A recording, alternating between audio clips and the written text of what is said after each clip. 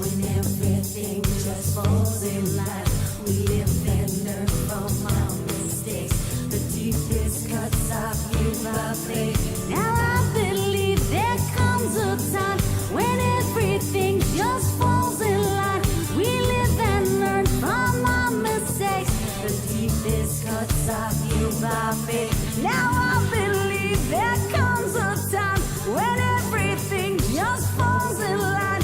We live and learn from our mistakes. The deepest cuts are healed by faith. Now I believe.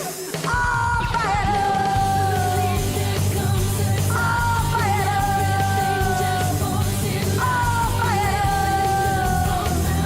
Oh, better. Now I believe there comes a time when everything just falls in line. We live and learn from our mistakes. The deepest cuts are healed by faith.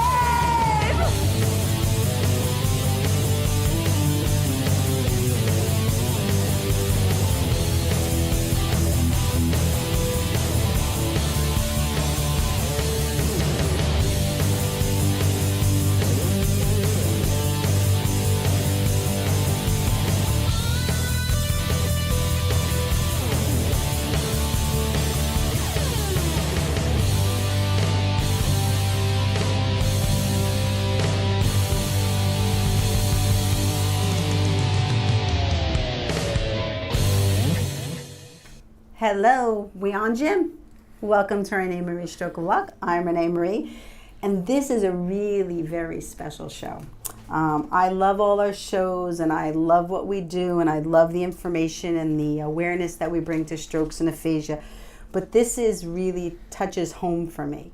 This is a show about awareness and about crossing over to the other side, that there is another side, to bring some awareness to everyone that there is life after death and how that life after death looks and feels. And we have a wonderful guest on our show today, Steve Weber and his life partner, Kathy. They're going to talk about Steve's experience in a motorcycle accident and his 3 months, I believe, 3 months? In a coma? 3 weeks. 3 weeks in a coma. And what happened in that 3 weeks? It really is an important show for everybody to engage in, because we all are going to be faced. There's no getting away from it. We're all going to be faced with the end of our lives and the end of those that we love's lives. And as most of you know, over the past 6 months, it has been a whirlwind in my life with my stepdad's going into hospice and his death and his passing. I don't like to call it death, I like to call it passing. And my grandmother, Abuelita, her passing within 2 weeks. So it really is the timing could have been more perfect, and I know that God set this up, and I'll tell you why. Because Steve's information came to me over Facebook, and his photo kept appearing. Ask him to be friends. Ask him to be friend. Ask him to be friend. Ask him to be friend. So I asked him to be a friend. Oh, I didn't realize that it came out that way. Yes, and then he accepted my friendship. And I looked at his information, and I sent it to Judy, of course, and Judy did her wonderful work with scheduling him. But he was scheduled for next week. And all of a sudden, Marlon... Not next week, 2 weeks. 2 weeks. So then Marlon, who was supposed to be on this week, said, I need to change it, Judy. So Judy called Steve, and Steve changed it to this week. And then it just happens that my mother, Mayra Prado, who is here with us today, we're very honored, was in town, and I happened to pick her up last night. So all the dynamics in this was a God. This is a God show. In addition to that, I didn't know Steve's last name when you referred him. Yes. Okay? And I'm talking to him, and I asked him his last name, and I went, oh my God, I know you. Yes. So you're on my friends list. Yes. So this show is really guided by God. So this is going to be a really important show for everybody to watch and tune in, and share it with your friends on Facebook, and really watch this show. It's really going to be very informative. And of course, on my far right, I have Judy Marlowe. She is the co-host of this show, and thank you, Judy, for all the work you do in this show. You're welcome. It's incredible. a pleasure. Yes. I love working with you. Yes, thank you, Judy. And then, as I said, my mom is here. Hi, Mom. Hi, sweetie. And it's always an honor to have my mom here. Thank you. And to be a part of my world. And you know, it's been a hard few months. Yes, this is a very difficult year, with my husband passing away, my mother passing away, and then I might mention that just a few days ago passed away one of the greatest ballerinas that we had this century and for many centuries, a Cuban ballerina, absoluta. Her name is Alicia Alonso. And she just passed away just a few days ago. So internationally, we are, missing her also. We've had a lot of important passings, but every day somebody passes, and it doesn't matter whether, in my world, it doesn't matter whether you're famous or you're just an ordinary person. The importance of Nobody's ordinary. Right, well, that's what I'm saying. But the passing is really a really important moment in people's lives when someone they love, Yes, or yourself, passes to the other side. This show is really an important moment for many, many people out there, as well as for all of us. Yes. So, God is very powerful in His presence in our lives, and some of us need to open up those channels to allow God To be more open. to be more open and to be aware of him or her. My mom always said. Always said Him that or her. God is him and her. Is both, not Yes, not male only. because I like I it. look at God as an entity. God is universal. God surrounds us all. So there's been no really photo of God, right? There's been no. I picture God as the Father, and now that you're mentioning it, could be the Mother too. Right. It's The mother Father and the Mother Father. together, Right. looking down at us. And it's inside of us. Yes. All of us know God in Well- our own way. Well, that's very interesting that you should bring that up. And God is in all of us, because on this show, and we're going to open up the panel in 2 minutes, but on this show, Kathy was doing her God work with Steve. And that's something that we really want to bring to everyone's attention and awareness, is because you may not have been the one who experienced the stroke like I experienced 30 years ago, or the motorcycle accident and was in a coma for 3 weeks. But you may be an important tool or God worker in helping that person to craft and to understand their work in life. Because when I suffered my stroke, and I can only speak about myself because I experienced it, I experienced a stroke, an out-of-body experience, and I had a conversation with God, or God spoke to me, but I didn't know what to do with that. I had no idea what to do with that. And it wasn't until I started to peel back my layers and understand my world and what purpose I had in my world. And like I said before, and every single person that came into my life during that time was an important aspect, an important teacher to me, Yes. so that I could keep going. And the fact that I had to leave wonderful jobs like my Pumptonian food job, which if everybody looked at it and they thought to themselves, why did you leave that job? Like, I'd work school hours and I'd be off at 3:30, and then I'd have the summer off. I'd get paid unemployment, then the summer's off, and Thanksgiving and Christmas holiday and stuff like that. And everybody's like, why? And the bottom line was, my life is bigger than just my job. My life is my purpose. My purpose is to learn the lessons And you're going to move to forward. Move on. Yes. And experience new things. Yes. And you got to keep learning and growing. And I couldn't do it in that position Of course. anymore. So when I was battling it, I was fighting it. So, so Jim, if you don't mind opening up the window there, so that we could welcome. Are they on, Jim? Mm-hmm. Steve Weber and his life partner Kathy. Welcome. Thank you very much. A pleasure to be here. We're so happy that you said yes to my friend request. See where it led? Yes, on Facebook. Thank you, Steve. Well, it's my So, pleasure. let's start out with your story about your motorcycle accident. Where were you? How long ago was it? It was about 4 years ago. Wow, Yeah. it's been recent. It's recent. Yes, and I'm still recovering. Yeah. Every day, better and better. Yeah. And I'm excited to get up every day with all the challenges. But life is good and people are good, even when sad things or bad things happen. And that's the message that Kathy and I have here today, that our life is about experiences and learning from those experiences.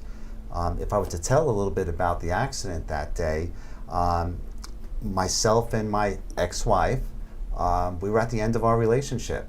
It was apparent to ourselves and everyone in our lives that we weren't meant for each other. Were you in community? Not that I'm being personal, but Yes. were you aware of that? Were you talking about that? We had future plans to go our separate ways. We had children who were soon to be graduating from high school. Wow. And our goal was just to keep the peace.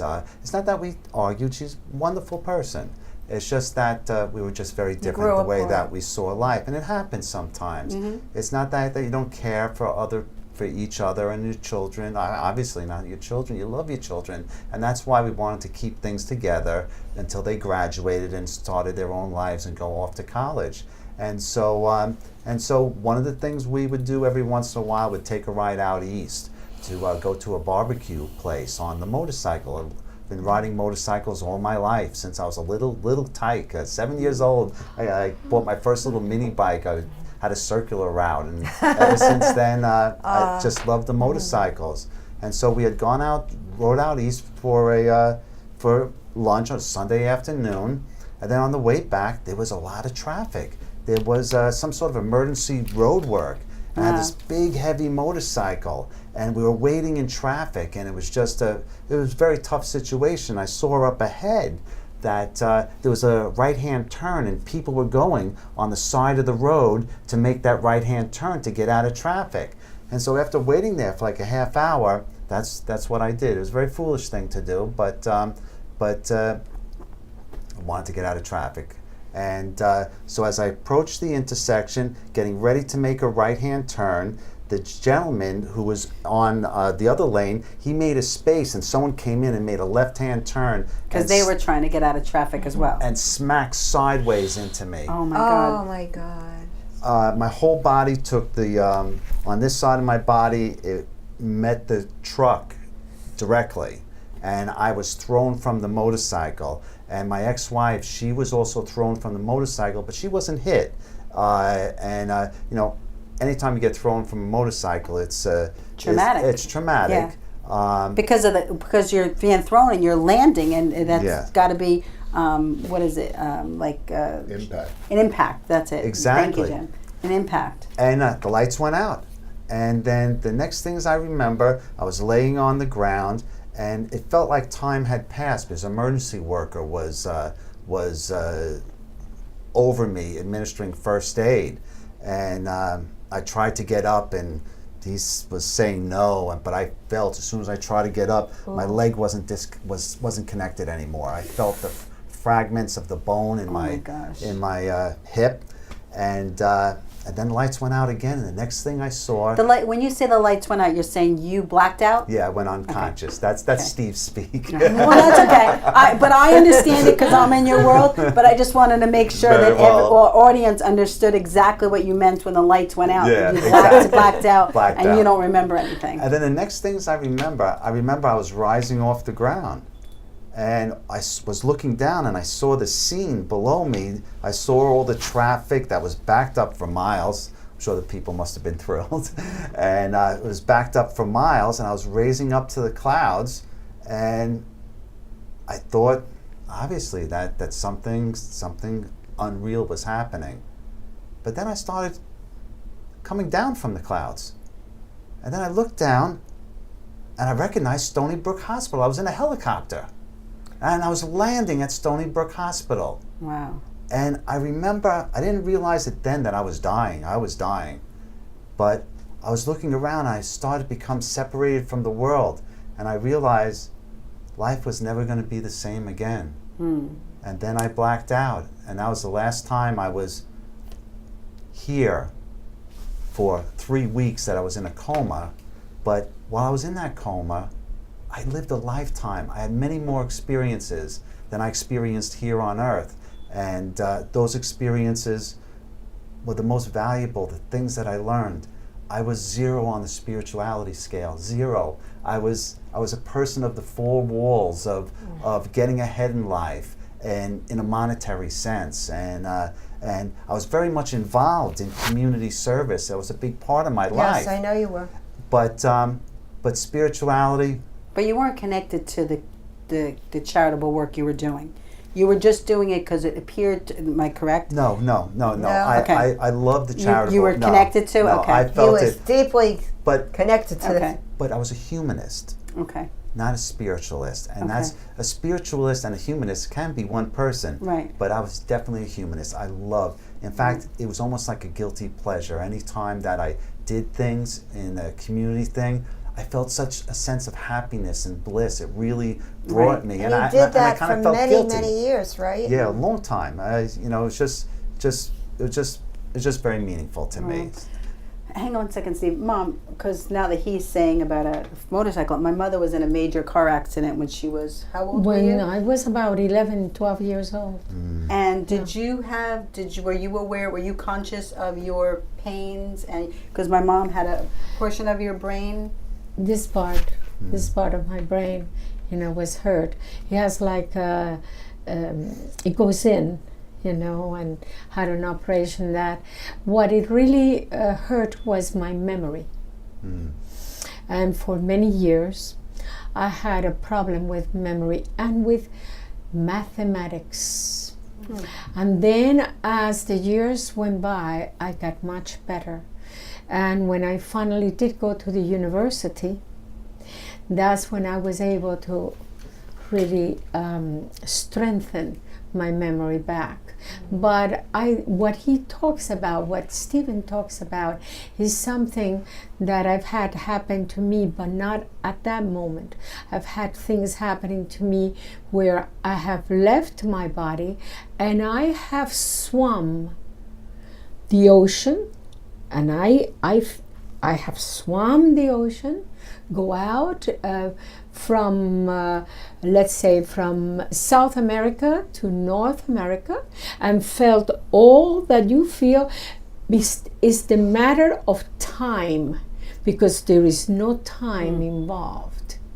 And that's, I think, is part of the experience that Steve was going to be talking about. Well, I'd like to speak to that because I feel similar things that you feel, and I see that in you. Yes. And I just want to speak to the memory issue.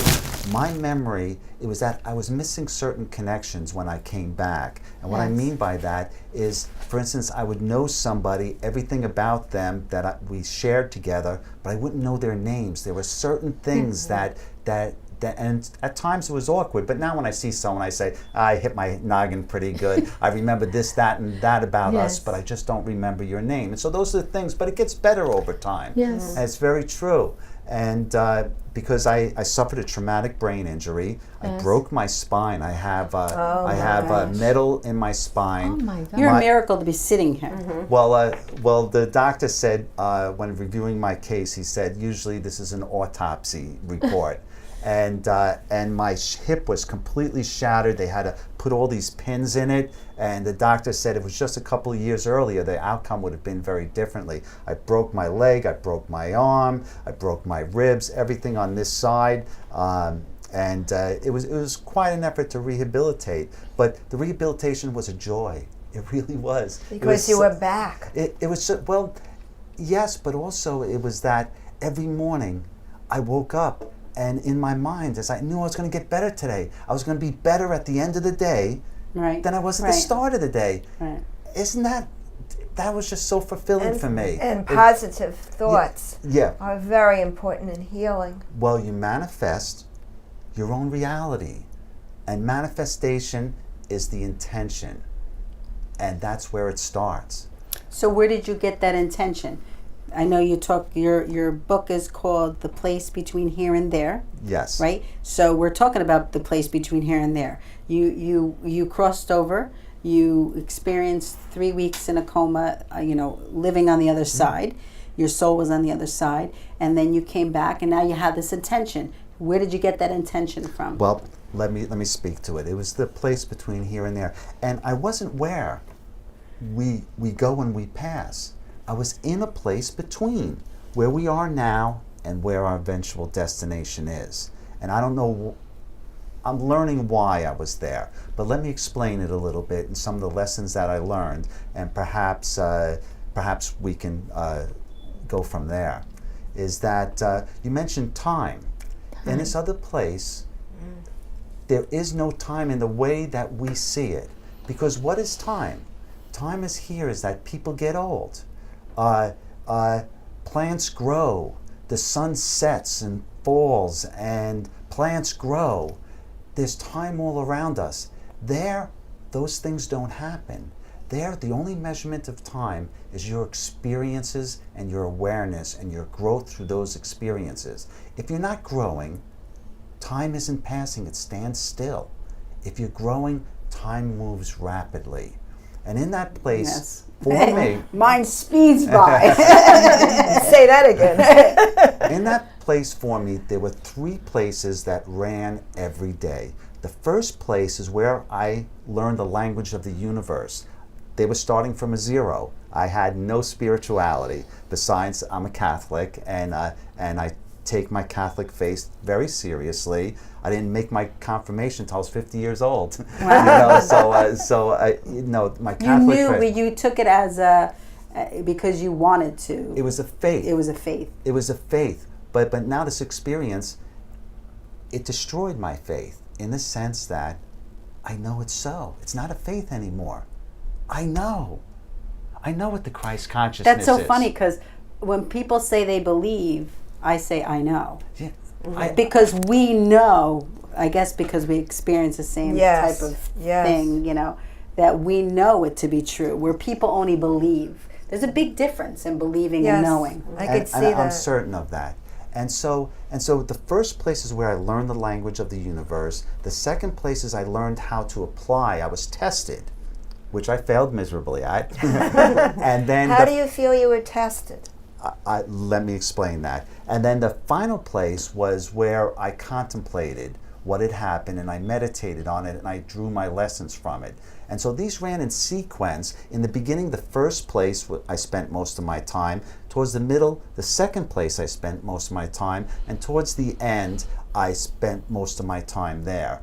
And it was only 3 weeks, but in my mind, like I said, it was a lifetime. So in the first place is that I didn't know that anything was going on. It was very deeply rooted in my life here. I'm a computer guy. And so I was in this place where I was working on people's computers. I was solving their computer problems. But the problems I was solving really had nothing to do with computers. That was just the stage that was set. And the first thing I learned is I saw people from my life who I was working with. And I recognized them as themselves. And then what happened is that I began to see them as old people. I began to see them as young people, but I was still able to recognize them as that. Right. And still, I didn't know anything was going on. It kind of like everything just kind of fit into one another. And then I saw men as women, not men dressed in drag, but men who were really, their incarnation was as a woman, and women who their incarnation was as a man. And So you believe? Did you believe in reincarnation prior to your experience? no. Okay, so now you do believe in when people are reincarnated. Well, I don't, not in the way that you're saying is. I believe that there's a continuation of consciousness. That means is that you're never born, you're never died, you have a spirit that goes on forever, and you're incarnated to learn new experiences. Right, and it's almost. Did you ever watch the movie Heaven Can Wait? Yeah. Oh, that It's sounds so- familiar. It's with Yes. Warren Beatty. Yeah. Yes. Right? yes. We're talking about the same type of thing very where similar. Warren Beatty was a football player and he mistakenly got killed because they killed the wrong person. He went into a tunnel and he got hit by a car, and it wasn't him that should have been taken away. It should have been somebody else. So while he was walking around in heaven, he said, "I'm not supposed to be here. You got to get me away. You got to take me away. I got to go play football." So his soul, they put his soul back in another person's body, and he was a football player. Am I correct? So is that the No. same type of? Okay. No, and because I was being taught something, and what I was being taught was, how did I recognize these people when their forms change? I was seeing the spirit in them. I was being identified. I was learning that part of ourself that has nothing to do with being a man or a woman or a mother or a father. I was learning about the infinite self inside each of us and having to recognize that in people. And that's what was being shown to me, is by seeing people in different forms, how do I know them?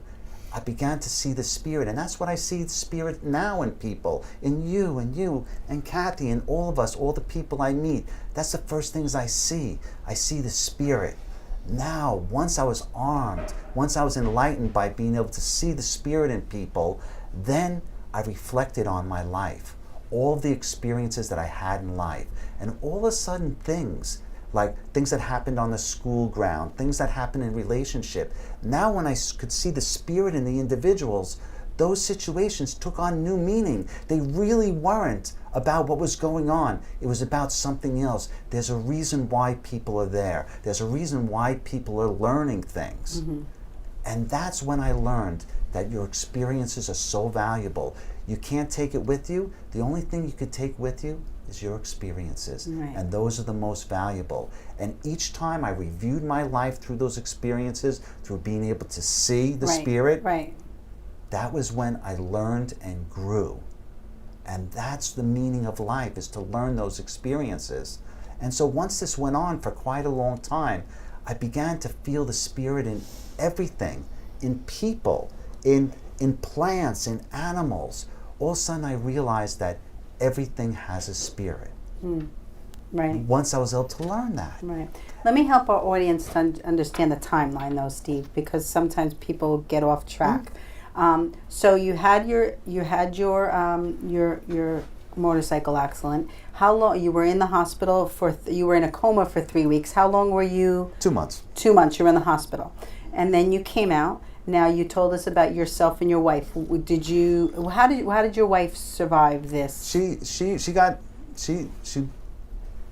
How does one say it? She got a bell rung very well. She didn't have any broken bones. She was kept for observation for a couple of days and then released. She was riding on the back. Thank God. Yeah. Thank God. Thank God. So, but it was you that needed to experience this. Yes. That you needed to go through this. Yes. So, so when did you guys separate?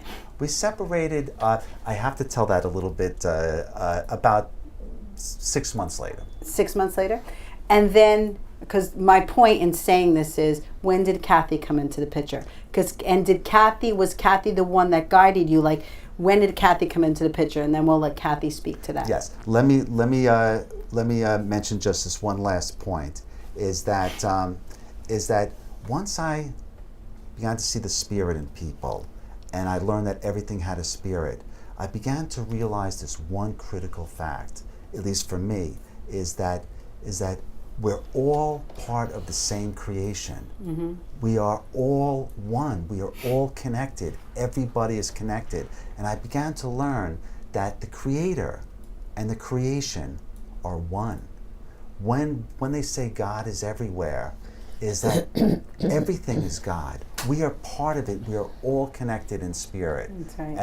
And that's one of the most important lessons I learned.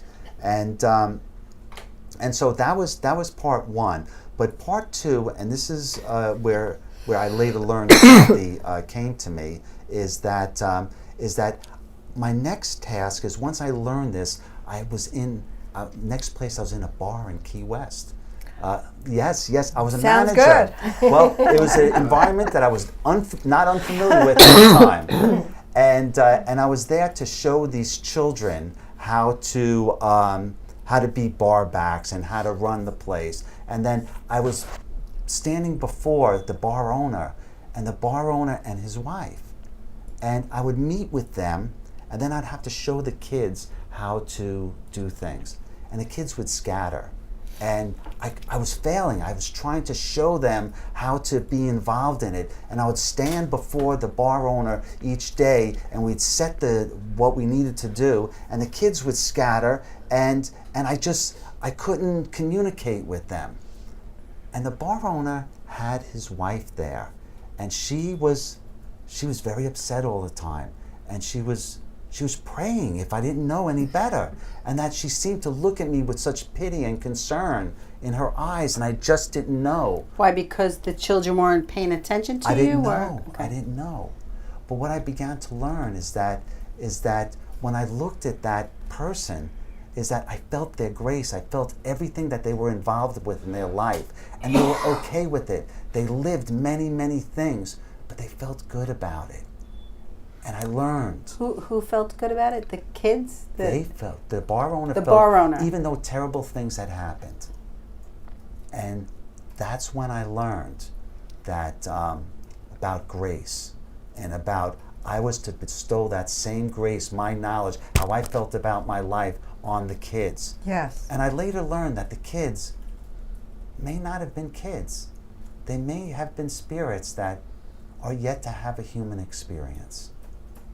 And so there's so much more. But they were the players. Yes. In what you need to learn. Yes. And I failed at that because I wasn't able to commit them. Well, Kathy and I were talking about it before, that there's no failure in life, right? And you agree, there's no failure. It's your experience. It's a lesson learned. It's a lesson learned. Because Kathy and I were talking about softball, Right. because you were a softball coach, and you asked me if I was a softball coach, and we were saying, like, and I was just thinking about, like, writing an article about I never play to lose, but the truth is, what is losing, right? Yeah. You sometimes, and we were talking about this before, Kathy, that when you play any game, any sports are so important in teaching life lessons, but it does. If you've done the best, the very best you can do, then that's you could play, and you know that you've given everything you can give to be successful at your experience. Then you won.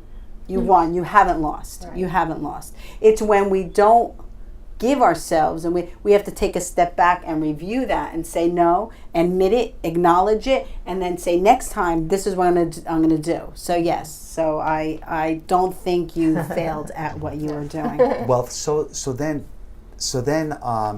many things happened, more things than I could explain in our short time together, but finally, when I've had all these experiences and I learned from many, many things, I learned many lessons. I learned that we're all connected. I learned that life is about experiences. I learned that life is good and people are good, and even when very sad things happened.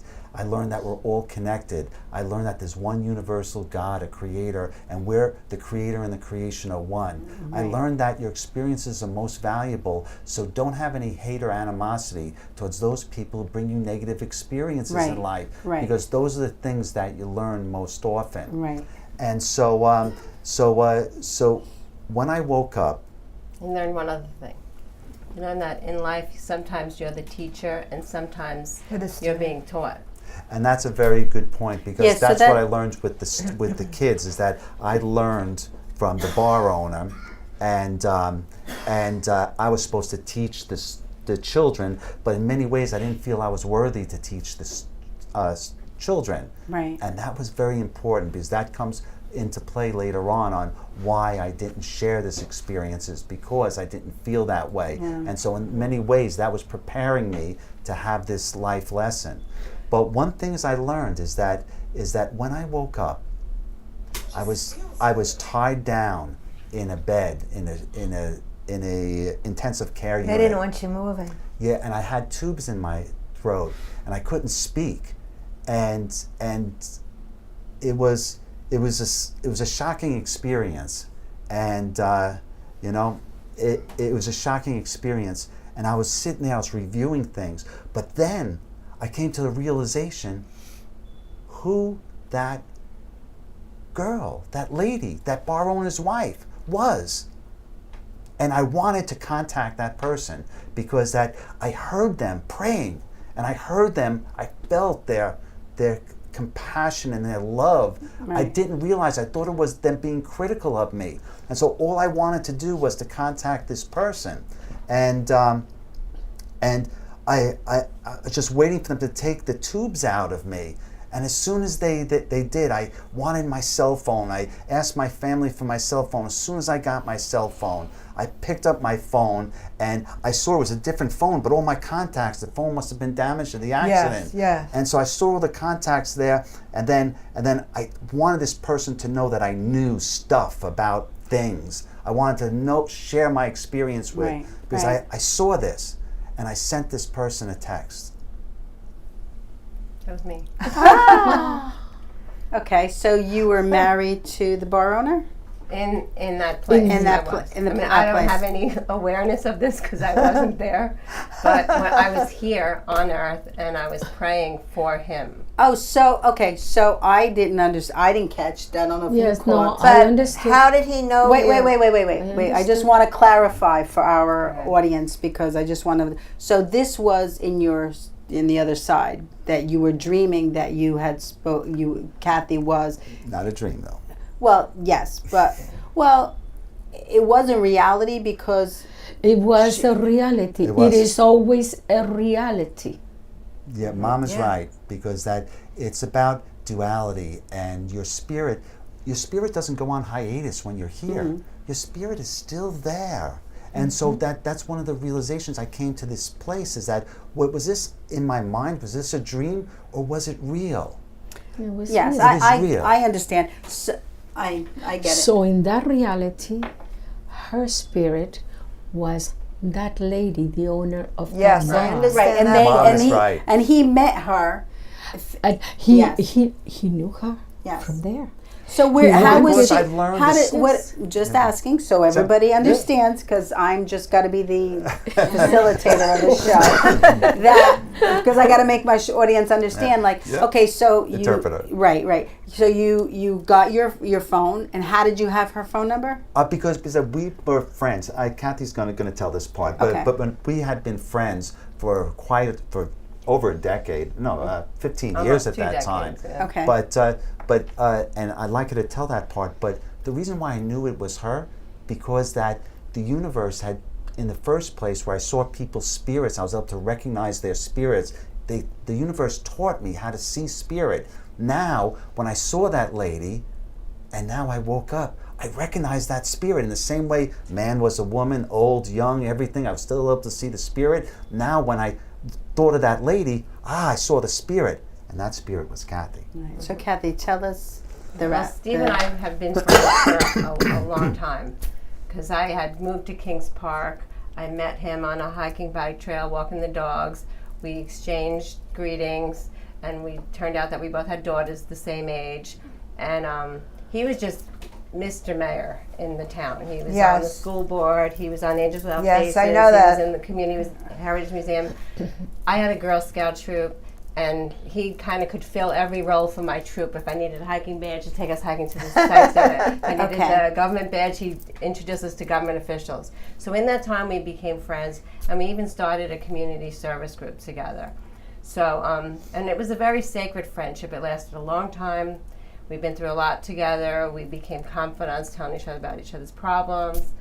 and we had mutual friends, and it was a sacred friendship. And I said that because I trusted him. Right. You know, he was a guy, but he never hit on me. He wasn't inappropriate, Right. so I felt safe. Right. So we could Which maintain this friendship. which actually built for Yeah. the next step phase Yeah. in your lives. Yeah, so then when I got that call from his cousin, who's one of my best friends, that he had been in a motorcycle accident, and she was like, Kath, he's in a coma. Not sure if he was going to make it. Then my heart like sunk. I was like, how could this be? He seemed larger than life to me, because as you know, being such a pillar in the community, he meant a lot to a lot of people. I knew what he meant to the community. I knew what he meant to his family. I had him speak at the Rotary Club. Yeah, he meant a lot to a lot of people. So it was like Oh, you had him speak at the Rotary Club Yeah, before when I was- he had his. Yeah, before, okay. years Yeah, before. he did so I much. heard about his community work. I was president of the Coma at Kings Park Rotary, and I invited him to speak. And he also spoke when you Andrew had was... said to me you had him speaking, I thought he was speaking about this particular. No, so it he was talking prior about his to. community. Okay. That's Just why trying it was, to put the pieces together. That's all. That's why it was so unusual that you found him. Yeah. And when I found out his last name, I said, "Didn't you live in Kings Park?" Well, that's a testimony to God that God can make anything happen. Synchronicity. Yeah. Synchronicity. I mean, anything happen. And I knew about you talked Yeah. about the community service when you even went to the Smithtown Sunrise Rotary. So, Kathy, continue. I'm so sorry. All right, so where was I now? So we had this beautiful friendship, and then Lisa called me and said he had been in an accident, and like I said, it was just unfathomable to me that this person, larger than life, could perish. Like, how could that affect people, his family, his community, his kids? Right. So I was like, whew, I didn't know what to do. I couldn't go to the hospital because I'm not next to kin, and he was in ICU. So my experience in the past had been that I always felt very connected to spirit, to God, to saints, to angels, and I would have conversation. I would get validation back. And then when my mother suddenly passed and my twin brother suddenly passed, I did a lot of reading about near-death experience because I needed to know more. That's when you really soul search, when you need to know. When you have that When that grief. yes. So then when I did all that reading, and it just, everything came together to me that spirit is communicating to us. And I learned to communicate to my brother and my mother. And I also learned that when in a coma, that spirit is not in the physical body, but it's in a place where it's even more cognizant and aware in spirit, because spirit is so much bigger than what we are here, that I could talk to him. Right. From where you were. From where I was. Right. So I would say every day, I say, Steve, I can't go to the hospital Right. because I'm not family, but I want you to pretend that I'm in the hospital room with you. I'm holding your hand, and we're praying to St. Jude, who's this saint that really Yes. corresponds to me. Yes. And I did this every day, day after day. Steve, I'm in the hospital. We're sitting together praying to St. Jude. I need you to come back. Your family needs you to come back. Your kids need you to come back. Your wife, like I was praying for his wife at the time because they were married. Because that's the right, they were doing the right thing. And we were just friends. Right, you weren't looking to intrude on his personal relationship. You really had the best intention that you wanted his soul and his spirit and everything about him to heal. Yeah. To heal. And I wanted to keep my friend. Yeah. Yeah. So I did that every day, and like a week went by, 2 weeks went by, and I'm like, oh my gosh, like this at this point there could be brain damage, there could be irreversible, he might not come back. I mean, it was so horrifying. But then I got that phone call from his cousin, Steve is okay. And I was like, oh my gosh, thank you. So she said, he wants to talk to you. So that night I'm just like, yay, I can't wait for this call. Right, and it took forever to come, so I was like, forget it, I'll just go to bed. And then I lay down, and then all of a sudden I hear a buzz on my cell phone, and it says text message from Steve Weber. And I was like, yay! So I pick up the phone, and he says, hi Kath, it's Steve, I'm okay. I just want to thank you for visiting me when I was quote unquote out, if you know what I mean. And I was like, wow. So, I mean, I knew that communication was possible, but it's just that when you communicate with spirit of someone that passed over, you'll get signs back, you'll get synchronicities, but they're there. So you can always chalk that up to, coincidence. But when someone comes back and says that they heard you, that's like, whoa. Wow. So I was like shaking, like, yay. And then I texted him back and I said, you mean you know? And he said, let's just say I've been to a place where I know that everyone is connected, but that you and I have a connection that goes beyond this world. And I heard your prayers, and I thank you. And I've learned a lot of things. And please visit me in the hospital so I can tell you. Wow, that's incredible. And those are the types of things that we want our audience to tap into. That there is hope. That always communicate to the other side. And that's one of the things that I always watch the movie War Room. Do you ever watch the movie War Room? How it teaches you to do exactly what you need to do, to go internally, talk to them, have faith, to pray for them, and things will manifest and work out. The thing that's hard, and this is the hardest thing of it all, is when you have that grief, it just brings your spirit down, and the lower your spirit is, the harder it is to communicate, because past spirit or saints, they're all this high. And when you're at that different vibration, it's hard to connect. Right. So only when you bring up your joy and you live your best life is it easy to connect. And that's what they want to see from you. When someone passes on, they don't want to see you crying and grieving. They want to see you happy because they love you. Right.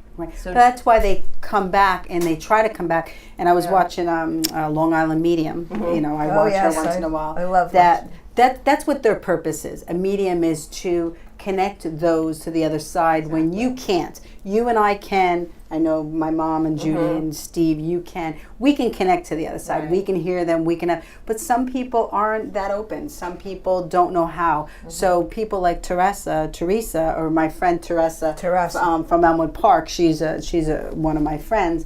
That's their purpose in life. Their purpose in life is to talk to the other side, to bring hope.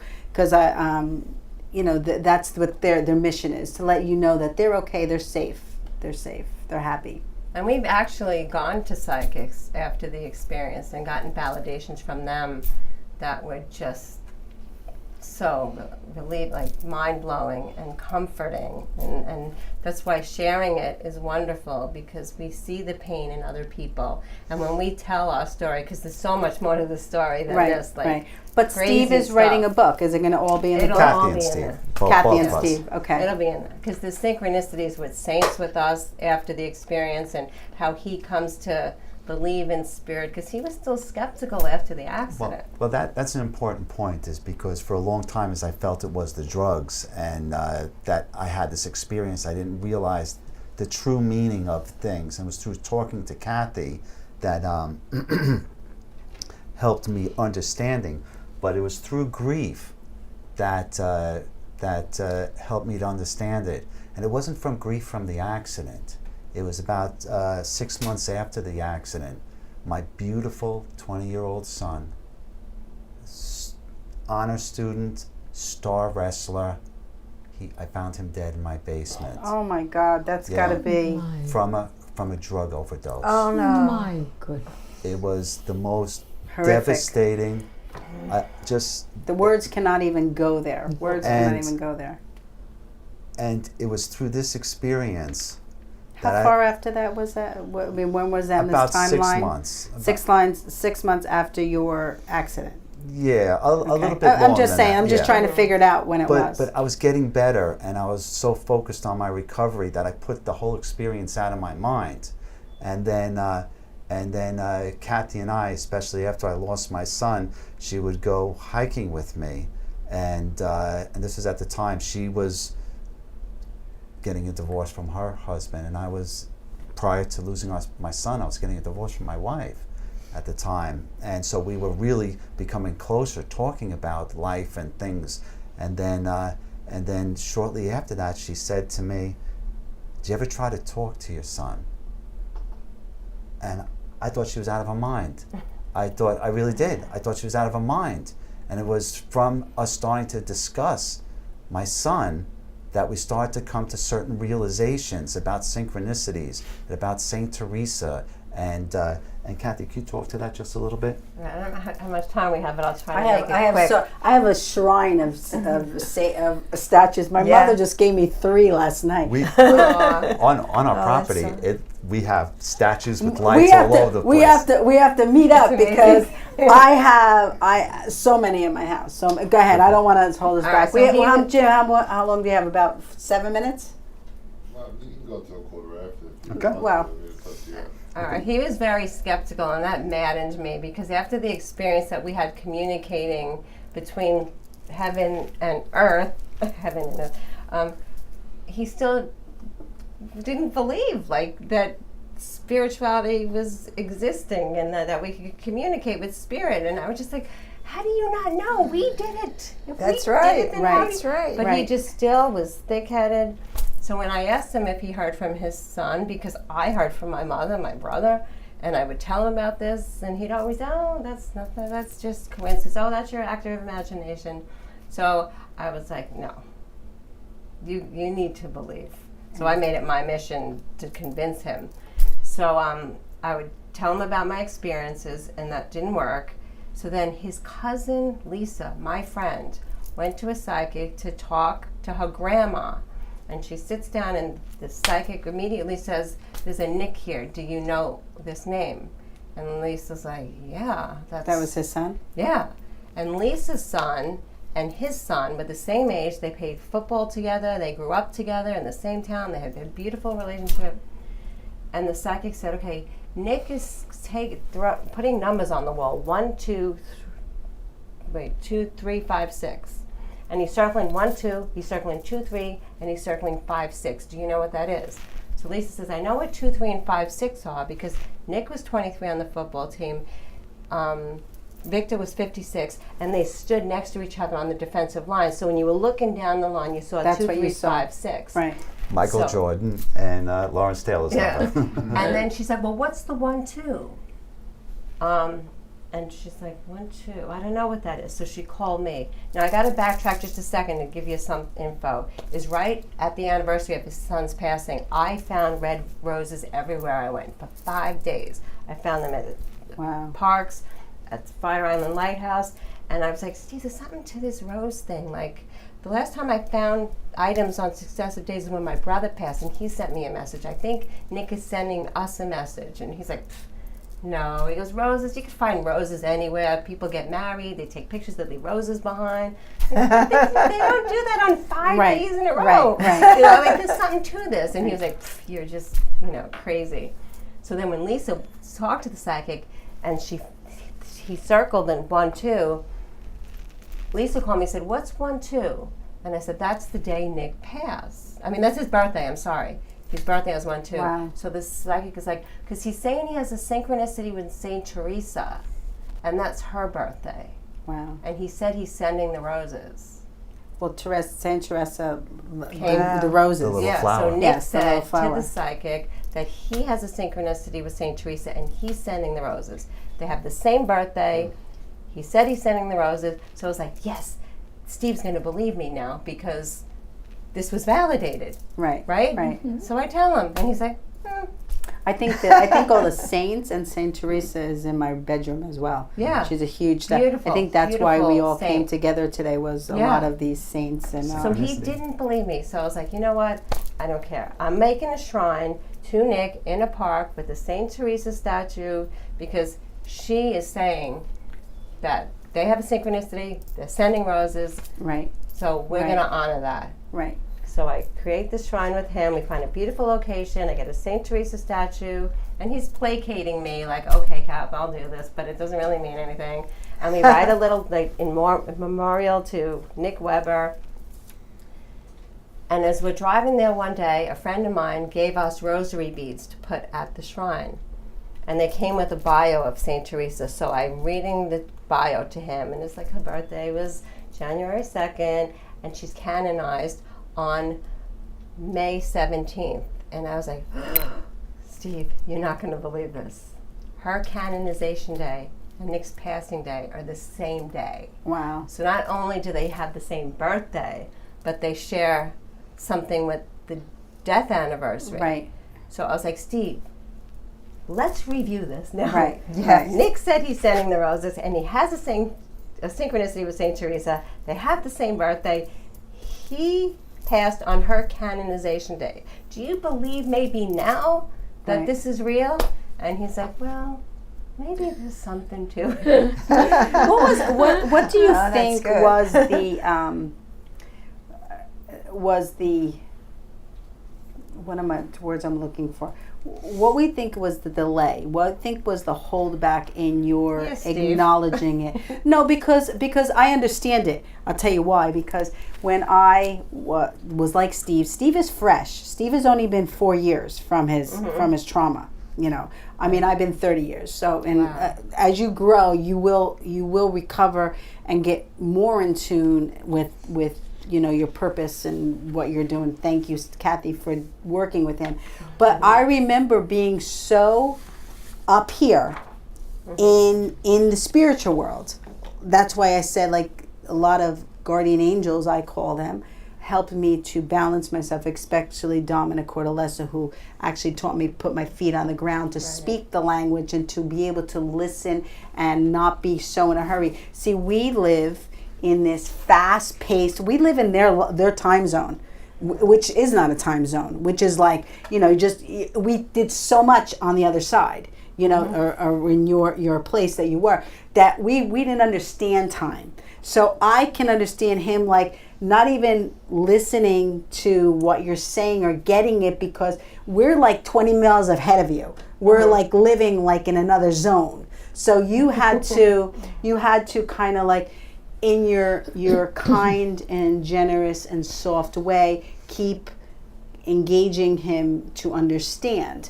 So my question to you, Steve, is: do you understand yet what was the delay in your? Yeah, what the delay is that I was of this world, and that these things were coincidental. At that time, I was extremely logical. I'm a computer guy, and so I'm very logical. Things, you do this happens. But that was before your experience. But at this time is that I wasn't reflecting on that experience in that way. It was just the drugs. That was it. It was just the drugs to me. And even after, Kathy says that even when we found out St. Teresa's synchronicities with Nick, it was the death day and the canonization day that all of a sudden made me take notice that this is extremely odd. I mean, extremely odd. And Kathy and I at this time had become very close. I mean, we were still friends at this time, and we're more than friends now. But we were still friends at this time, and I just wasn't sure. But things were starting to change. I was starting to think of things. And then that night, when I went to sleep, I had this dream. I had this dream that my son was with me. Wow. And people often have these dreams when someone passes. And I felt him. I felt it was so real. It felt like all this thing was just a terrible nightmare. And it really did. It felt like this was just a terrible nightmare. And I was so sure he was with me. And then when I woke up, I realized it was just a dream. But I felt good. But it wasn't a dream. Like you said before, it was a reality. I felt good, yes. Yes. I felt like it's going to be okay, that he's okay, that he was in the place that I was in. Yes. And there was a door there that the bar owner stood in front of that I never went through. And I saw that door, that perhaps he walked through that door. And now he's back with his eternal self. And he's become part of the universe and part of God and everything who we are. And all of a sudden, my grief left me. It did. It left me in such a big way. It all of a sudden, it was okay. I love my son. I miss my son. I had so many plans. He had such a bright future. But it's okay now. He was where I was, and life is good. When you're thinking about grief, we always think about crying. And when there is love, that real love, that doesn't have any end or beginning, then there cannot be grief. Because that love will support us and fill us with so much energy that you will not grieve. You will be happy. That's exactly the way I felt. No, you understand. I know. I see you. You understand these things. No, in such a real way. Your mom, she knows. Well, she has experienced, Yes. many things in her life. Beginning with that car accident, that was the beginning of her journey to, spiritualism and understanding. Am I correct? Yes. So She's real. I know. Thank you. I'm telling you. But what I just want to make our audience, because we only have a couple more minutes, and this, I can tell you how grateful I am to have all of you here today, because like I said, this is really an important. And the synchronicities that brought us all Yes. together Yes. today, like Judy was Yes. saying, this wasn't Yes. supposed to Yes. happen. This was supposed to It happen. was supposed. Yeah, you're right. But what I wanted people to understand is why you had started to connect with the other side in your dreams and in your coma, was because Kathy has the my mother says, let it flow. You have the openness all the time. You keep that channel open to the other side all the time, and you're at peace, and you have no blockages to not allow the other side to come in, right? And when you're sleeping, you're kind of in a peaceful Netherland. And when you're in a coma, the same thing. So maybe that place between here and there is that peaceful, calm place that we all need to engage in life to experience the other side, to be able to experience that. Yeah, I think you're very right. And what I think is everybody goes through that.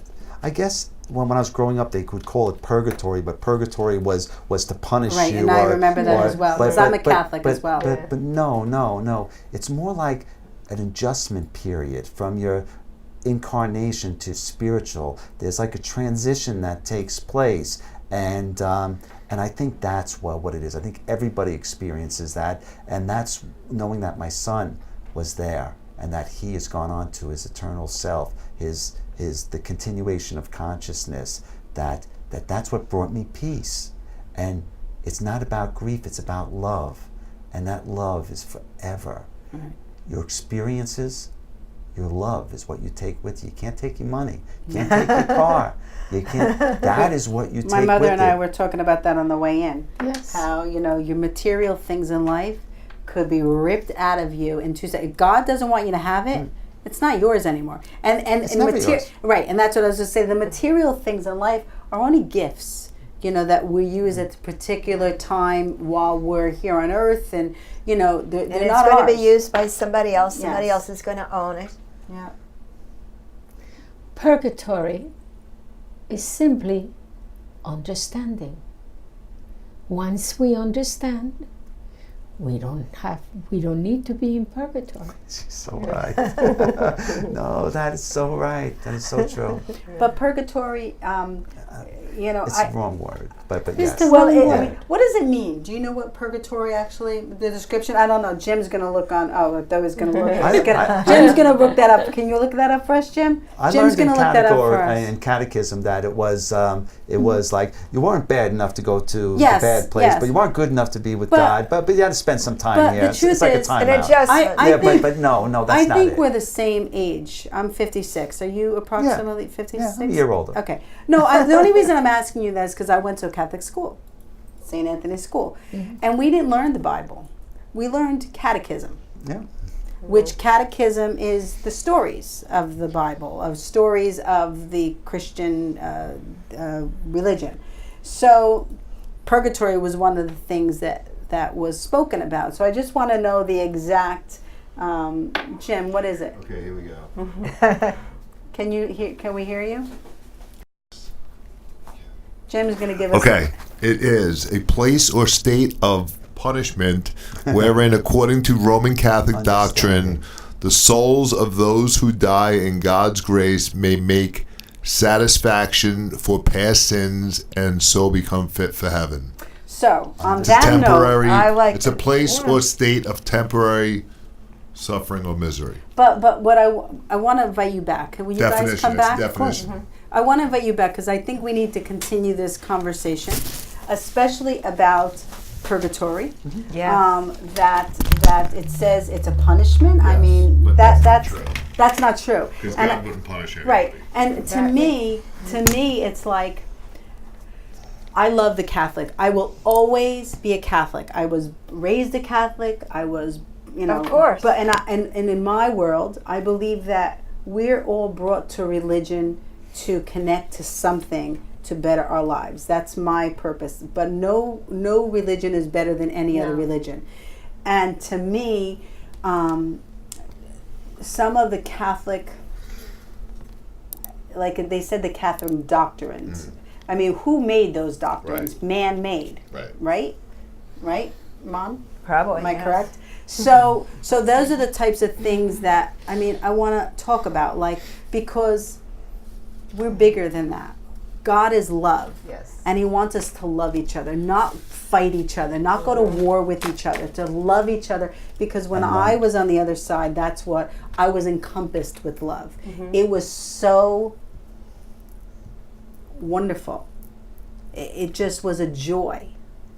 And I understand what you were saying, Kathy, that we have to stay in that joy to be able to understand, to be able to gravitate and to be able to connect to other individuals and spirits in the world. Yes, it's love, to give love, but also to learn to receive love. Yes, I got to It's learn both that of one. those. No, it's very true, I and know. and it's been wonderful to be here with all of you. I mean, very, very, very. It's very meaningful to us, but our story is something that does require so much more time, and Yes. we really didn't have enough time for me to go into details, explain about that place, because there's so much more to it, and Well, so Kathy, Judy will book you.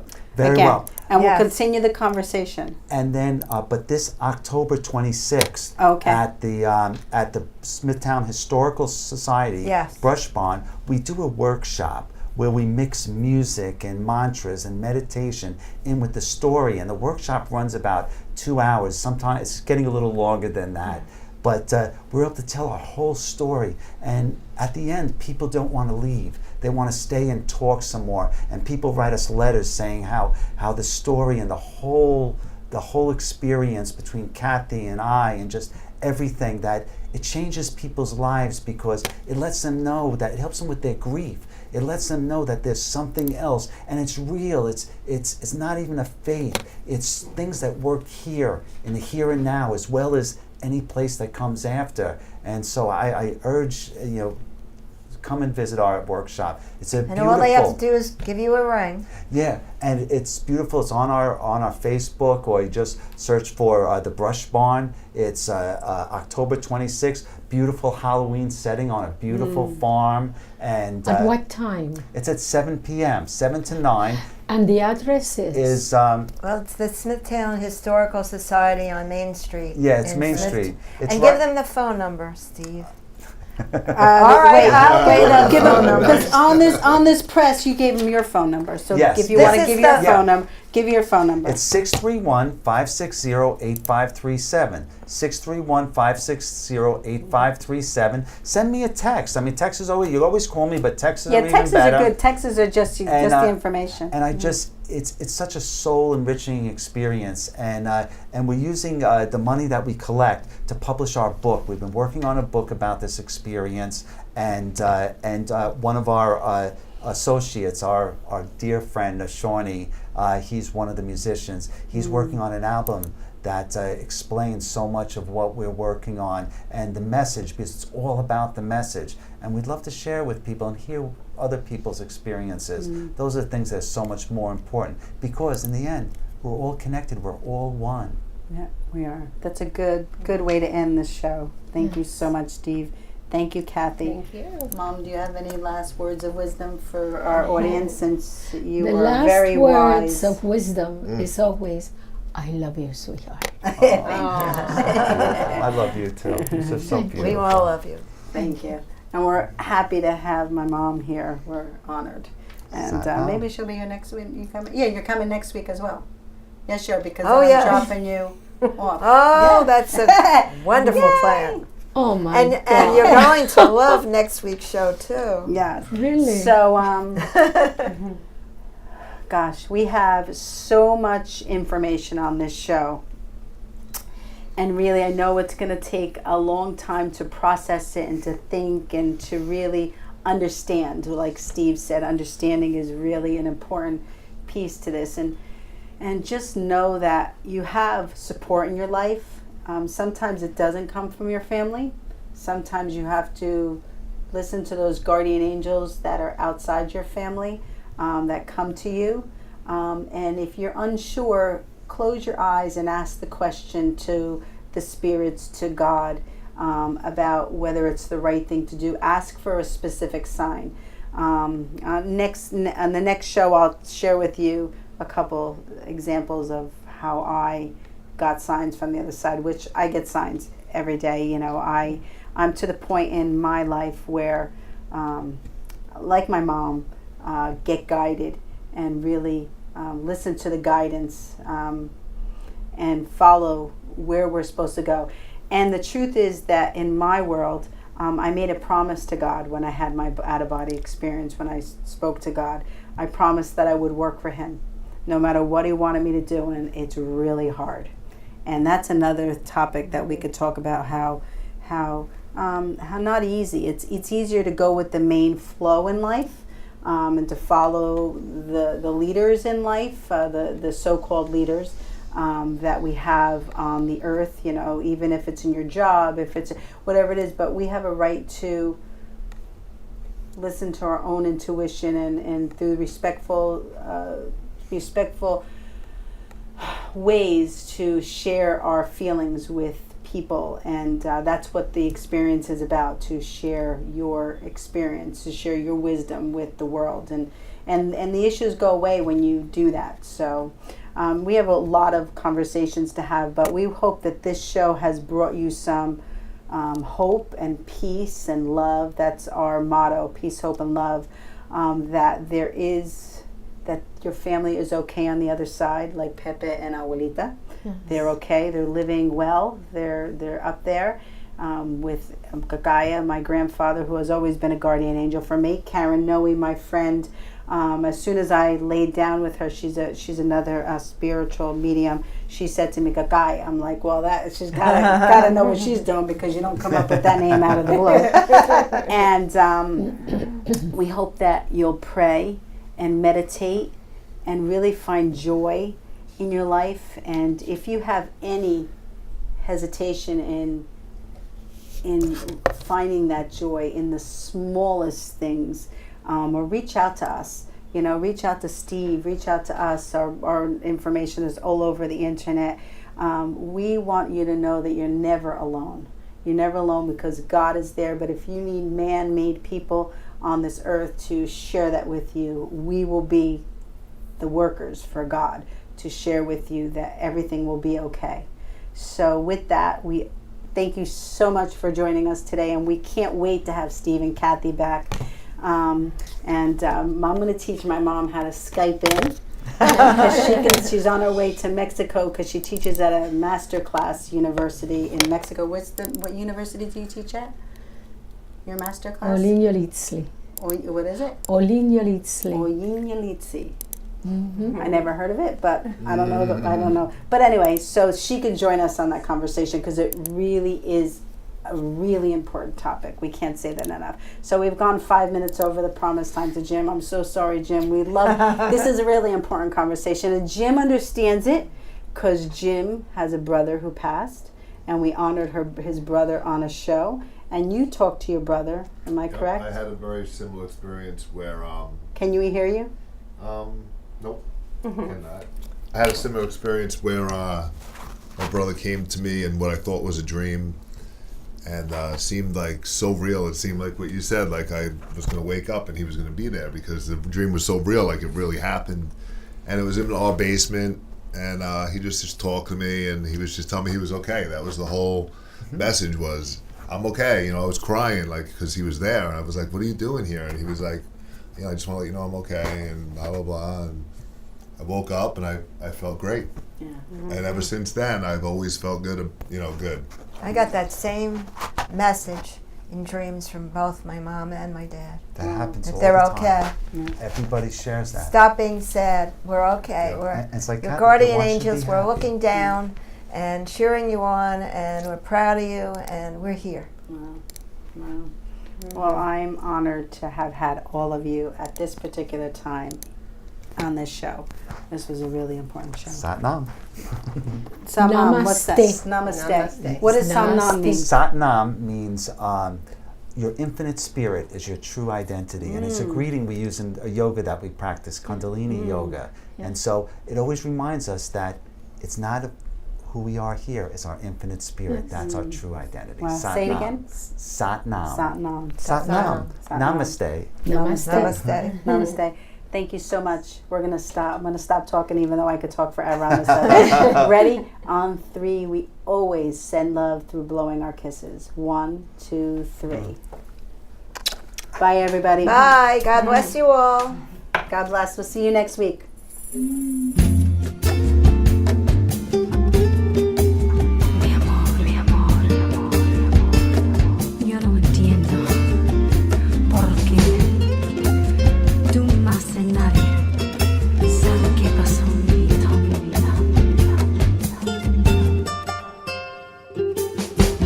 Yo no sé qué tú piensas, yo no sé lo que haré.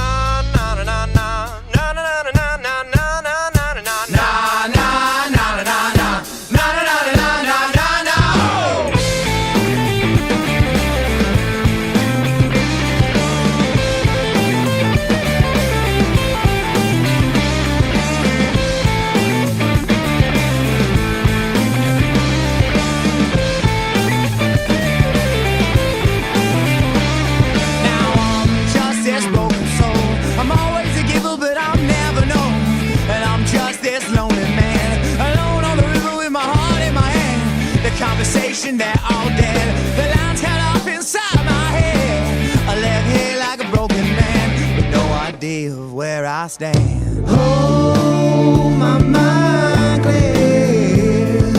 Oh, I shed all my tears. Oh, now baby, I was just waiting here while you moved on.